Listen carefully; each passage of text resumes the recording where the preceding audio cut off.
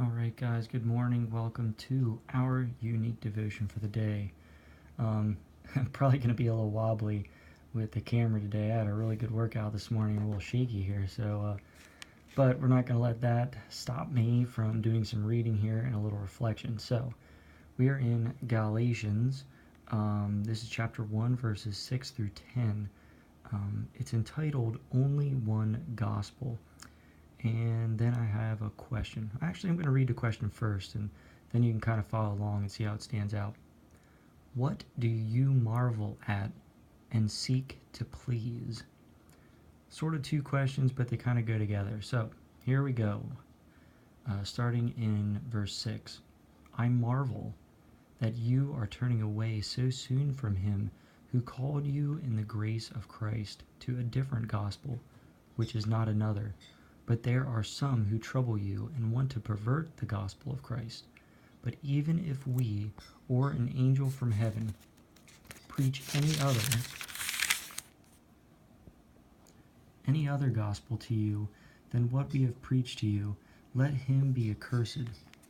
As we have said before, so now I say again, if anyone preaches any other gospel to you than what you have received, let him be accursed.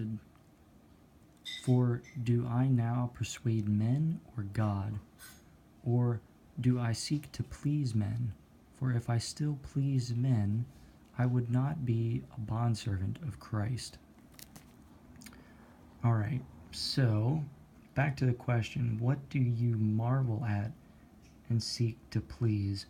What comes to my mind there is, we get stuck in our normal everyday routine and the things that we see with our immediate sight, the things that we hear with our immediate ears, our immediate smells and immediate tastes, our senses, anything that's really close comes in contact with our senses. But do we really contemplate and marvel the complexity of a cell, something so small and magnificent that God created, to something as large as the universe, even thinking beyond the universe?